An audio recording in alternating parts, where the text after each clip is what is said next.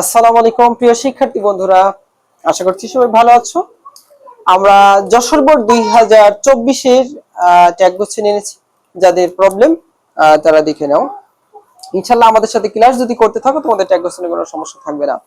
তো শুরুতে যেটা আছে সেটা হচ্ছে যে patriotism pursuits a man to do everything just.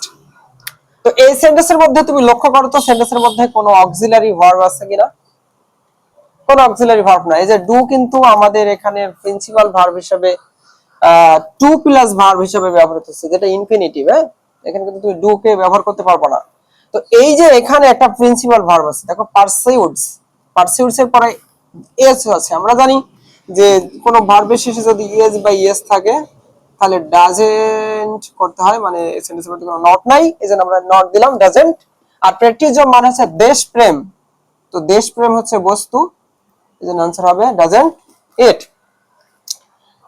A patriot hardly fears anybody. এই সেন্টেন্সের মধ্যে তুমি লক্ষ্য করো কোনো অক্সিলারি ভার্ব নেই।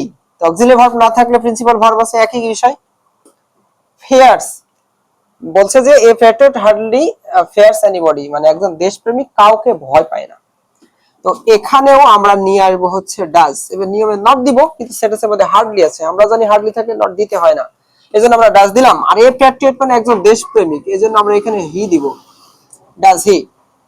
পরের সেন্টেন্সে লক্ষ্য করো, এভরিবডি রেসপেক্টস এ প্যাট্রিয়ট। প্রত্যেকেই একজন দেশপ্রেমিককে কি করে? সম্মান করে। এটাও আমরা তোমাদের শিখিয়েছিলাম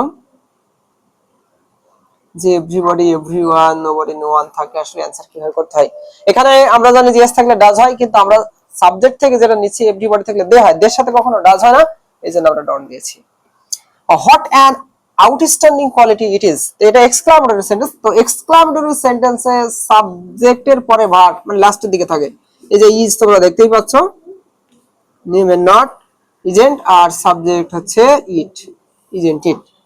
আর লাস্টের সেন্টেন্স একেবারেই সোজা, লেটস বি প্যাট্রিয়ট, চলো আমরা দেশপ্রেমিক হই। তো এই সেন্টেন্সে লেটের পরে এস আছে। আমরা জানি যে এস বাই এস থাকলেই সেখানে আনসার কি করব? Shall we. তো আমাদের সাথে ভিডিওটির মধ্য দিয়ে তুমি তোমার প্র্যাকটিসটাকে ঝালাই করে নিতে পারো।